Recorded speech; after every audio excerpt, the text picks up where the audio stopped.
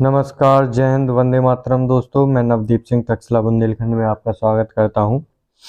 आज अब हमारी वर्णमाला टॉपिक जो है वो कंप्लीट हो चुका है, तो अब जिसने भी ना देखा हो वो पहले देख लें वर्णमाला को। आज हम शुरू करेंगे हिंदी में संज्ञा टॉपिक को। आज हम पूरा एक वीडियो में ख़त्म करेंगे। ज़्यादा बड़ा टॉपिक नहीं है, लेकिन आपका क्या है कि यहाँ से क्वेश्चन ज़रूर बनता है। डायरेक्ट तो एक आध बहुत सरल बनाएगा तो बना लेगा कि इसमें कौन सी संज्ञा है शब्द देके, वरना जो आपके वाक्य शुद्धि आती है कि निम्न, वो क्वेश्चन पूछता है 4 वाक्य देके कि इन वाक्यों में से कौन सा वाक्य शुद्ध है या कौन सा वाक्य अशुद्ध है, ऐसे क्वेश्चन पूछता है। तो उनमें वो संज्ञा, सर्वनाम, विशेषण या क्रिया इन सब की अशुद्धि करके वो दे देता है, तो आपको उनमें से छांटना पड़ेगा। तो आपके लिए ये वाले टॉपिक बहुत इंपॉर्टेंट हैं। छोटे छोटे टॉपिक हैं लेकिन बहुत ज़रूरी हैं आपकी यूपी पुलिस के लिए। तो आज हम बात करेंगे संज्ञा के बारे में, तो वीडियो को अंत तक आप ज़रूर देखें। और जो भी लोग चैनल पर पहली बार आए हों वो लोग चैनल को सब्सक्राइब जरूर कर दें और बेल आइकन को भी प्रेस कर दें, जिससे जब भी मैं वीडियो डालता हूं तो आप तक उसका नोटिफिकेशन पहुंच जाता है। और जिसको भी ज़रूरत हो इस वीडियो को ज़्यादा से ज़्यादा शेयर भी कर दें अपने दोस्तों के पास। तो आज हम शुरू करते हैं टॉपिक संज्ञा। इस टॉपिक को भी हम पूरी डिटेल में पढ़ेंगे जैसा कि हमने वर्णमाला पढ़ी थी। तो संज्ञा आपको पता है 2 शब्दों से मिलकर बना है, सम प्लस ज्ञा। ज्ञा मीन्स होता है ज्ञात और सम मीन्स होता है समान। ठीक है। तो इसकी हम डेफिनेशन भी देख लेते हैं। ब्रह्मांड की हर वह वस्तु, उपकरण, प्राणी एवं भाव जिसका अस्तित्व होता है उसे हम संज्ञा कहते हैं। ठीक है, कि ब्रह्मांड में कुछ भी चीज हो वह संज्ञा है। जिसकी क्या है, हर वस्तु, उपकरण, प्राणी जो मन में भाव उठ रहे हो वो सब संज्ञा है। तो बात आती है कि संज्ञा कितने प्रकार की होती है। तो संज्ञा 5 प्रकार की होती है। आपको ऐसे याद रखना है इसकी कि जब हम संज्ञा लिखते हैं तो ज्ञानी बनाते हैं तो वो 5 जैसा बनता है। तो ऐसे हम याद कर सकते हैं कि संज्ञा कितने प्रकार की होती है, 5। व्यक्तिवाचक, जातिवाचक, भाववाचक, समूहवाचक और द्रव्यवाचक। जबकि जो आपका जो जातिवाचक है यह 2 भागों में बटा रहता है, समूहवाचक और द्रव्यवाचक। ठीक है, फिर भी यह संज्ञा कितने प्रकार की होती है, 5 प्रकार की। पहले हम बात करते हैं व्यक्तिवाचक संज्ञा। किसी नाम, विशेष स्थान, वस्तु के नाम व्यक्तिवाचक संज्ञा होती है। मतलब आपको डेफिनेशन से ना याद करके सीधे सीधे याद कर लें कि ब्रह्मांड की किसी भी चीज़ का जब हम स्पेसिफिक नाम बोल देते हैं तो वह व्यक्तिवाचक संज्ञा होती है। कि मतलब हमको क्लियर हो जाए कि हम किसके बारे में बात कर रहे हैं, वह एक इंसान या वह एक वस्तु या वह एक कोई भी चीज़ हो तो वह क्या होती है, व्यक्तिवाचक संज्ञा। जैसे उदाहरण में देखते हैं, इससे समझ में आ जाएगा। जैसे राम, किसी भी लड़के का नाम होगा तो राम, किसी शहर का नाम होगा आगरा, किसी किताब का नाम होगा जब, तो जैसे रामचरितमानस। अफ्रीकी हाथी, तो हमने हाथी नहीं ना बोलकर इसको एक स्पेसिफिक नाम दे दिया है कि कौन सा हाथी, अफ्रीकी हाथी। तो यह सब हाथियों की आपकी, जब मैंने बोला अफ्रीकी हाथी या मैंने बोला रामचरितमानस, तो रामचरितमानस बोलने के बाद आपके दिमाग में और कोई भी किताब नहीं आई तो आपका कौन सा होगा इसमें, व्यक्तिवाचक संज्ञा। ठीक है, आगे देखते हैं। अगर कोई भी किताब का हम स्पेसिफिक नाम दे देते हैं तब आ जाएगा आपका व्यक्तिवाचक। अगर हम खाली किताब ही बोलते हैं तब आएगा आपका जातिवाचक संज्ञा। जैसे इसमें भी हमने अफ्रीकी हाथी बोल दिया है तो एक हाथी को स्पेसिफिक कर दिया है। जैसे हम अकेला किताब बोल दें तो किताब कौन सी होगी आपकी, जातिवाचक संज्ञा होगी। ठीक है, इतना आपको समझ में आ रहा होगा। जैसे मैंने इसमें दिन भी कर दिया है, बोल दिया है, इसमें किताब भी नाम लिखा है रामचरितमानस, दिन का भी नाम दिया है सोमवार, या मैंने महीने का नाम कर दें जनवरी। तो इन सब में क्या होगा, आपका व्यक्तिवाचक संज्ञा होगा। जब मैं अकेला महीना का बोल दूं कि महीने में क्या होगा तो जातिवाचक। अगर मैं उस महीने का स्पेसिफिक नाम कर दूं तो व्यक्तिवाचक। जैसे दिन का नाम कर दूं, सोमवार कर दिया है तो यहाँ पे क्या हो जाएगा, व्यक्तिवाचक। जब मैं दिन बोलूँ खाली तो आपका होगा जातिवाचक संज्ञा। जैसे सोमवार या मंगलवार या बुधवार या गुरुवार, ऐसे मैं नाम बोल दूं तो क्या होगा आपका, व्यक्तिवाचक। आगे देखते हैं। जैसे आपके महीने हो गए नदी, दिन, सागर, ग्रह, शहर, नगर, व्यक्ति, पर्वत, पहाड़ और नागरिक आदि के नाम व्यक्तिवाचक संज्ञा होते हैं। तो आपके जितने भी इनके नाम होंगे वो व्यक्तिवाचक संज्ञा होंगे, जैसा कि नीचे दिया गया है। जैसे काला सागर, जब मैंने खाली सागर बोला तो जातिवाचक, जब मैंने स्पेसिफिक नाम कर दिया कि कौन सा सागर तो काला सागर, तो आपका हो जाएगा व्यक्तिवाचक। जैसे अगस्त महीने का नाम हो गया, जब स्पेसिफिक नाम बता दिया है कि अगस्त है तो आपका व्यक्तिवाचक। जैसे गंगा नदी, मैंने नदी का नाम बोल दिया है कि कौन सी नदी, तो गंगा नदी में व्यक्तिवाचक। जैसे नाम हो मंगलवार, मैंने ग्रह का नाम बोल दिया है, जैसे पृथ्वी अकेला ग्रह होगा तो जातिवाचक, जब मैं उस ग्रह का नाम बोल दूँ तो व्यक्तिवाचक। जैसे जगह के झांसी, रानीपुर, शिवांक, हिमालय, अरावली, भारतीय, ये सब क्या होंगे आपके व्यक्तिवाचक। अब हम आ जाते हैं जातिवाचक संज्ञा क्या होती है।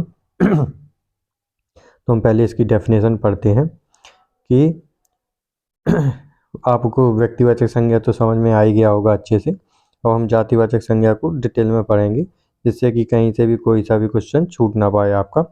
जैसे इसमें है इसकी डेफिनेशन, संपूर्ण जाति का बोध कराने वाले शब्द जातिवाचक संज्ञा कहलाते हैं। जब उनकी संपूर्ण जाति के बारे में बोलते हैं हम, स्पेसिफिक नाम ना हो किसी का, तो वहाँ पे क्या होती है जातिवाचक। जैसे ये एग्जाम्पल में दिए गए हैं। व्यक्तिवाचक में क्या था, हम उनका स्पेसिफिक नाम कर देते। जैसे नदी बोला मैंने अकेला, तो नदी में आप पता नहीं कर सकते कि मैं किस नदी के बारे में बात कर रहा हूँ, तो नदी क्या हो जाएगी आपकी जातिवाचक संज्ञा। जैसे मैंने वहाँ व्यक्तिवाचक में बताया था कि गंगा नदी, तो मैंने नदी को स्पेसिफिक कर दिया था कि कौन सी नदी, तो क्या हो जाएगा उसमें हो जाएगा गंगा नदी में व्यक्तिवाचक। अकेला नदी बोलूँ जब, तो यहाँ पे होगा क्या आपका जातिवाचक संज्ञा। मैंने वहाँ पे एक और दिया था आपको एग्जाम्पल दिया था काला सागर का, तो यहाँ पे है सागर अकेला, जब मैं सागर बोल दूँ तो जातिवाचक, जब मैं उस सागर का नाम बोल दूँ जैसे मृत सागर या काला सागर या कोई, तो क्या होगा आपका व्यक्तिवाचक, यहाँ पे जातिवाचक। पुस्तक हो गई, पर्वत, जानवर, नगर, ग्राम, गली, शहर, ये सब क्या होते हैं आपके जातिवाचक। जैसे नर, नारी, घोड़ा, हाथी, सेब, फल, केला आदि। जैसे हाथी मैंने वहाँ पे व्यक्तिवाचक में था कि अफ्रीकी हाथी, तो हाथी को क्या कह दिया था, स्पेसिफिक नाम दे दिया था कि कौन सा हाथी। जैसे घोड़ा भी कई प्रकार के होते हैं।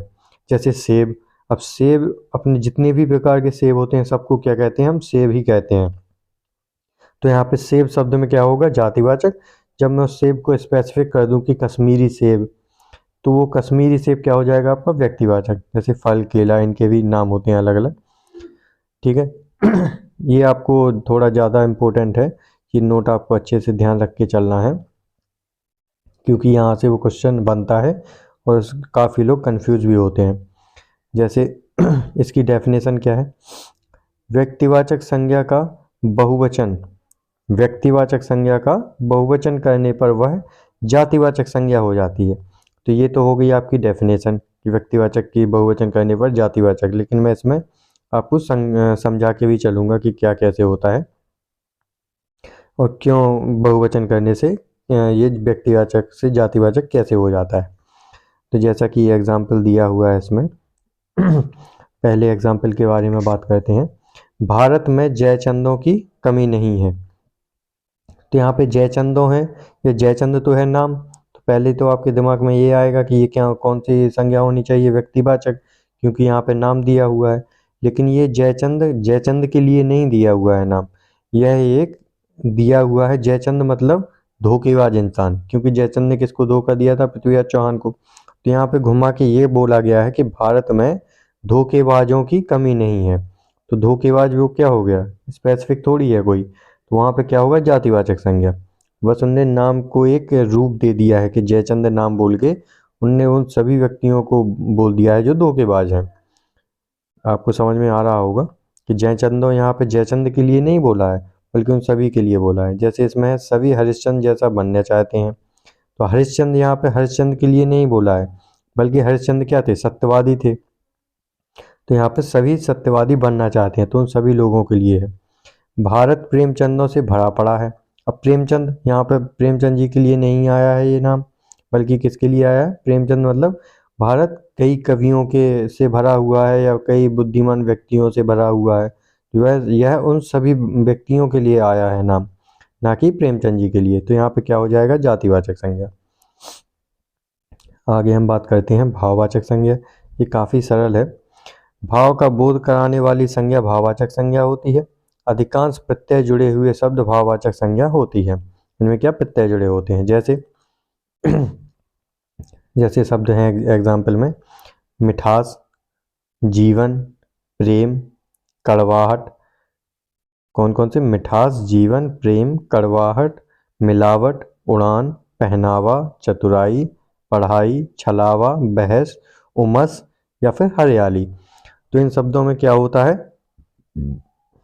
भाववाचक संज्ञा। कैसे, मिठास, तो मिठास आप बता नहीं सकते हैं कि कोई चीज़ कैसी लग रही है। जैसे आपने रसगुल्ला खाया तो आप बोलेंगे कि ये मीठा लग रहा है, इसमें मिठास है, तो आप उसको नाम तो बोल सकते हैं कि मिठास है, लेकिन आपको उसको दिखा नहीं सकते हैं किसी को कि मिठास कैसी है।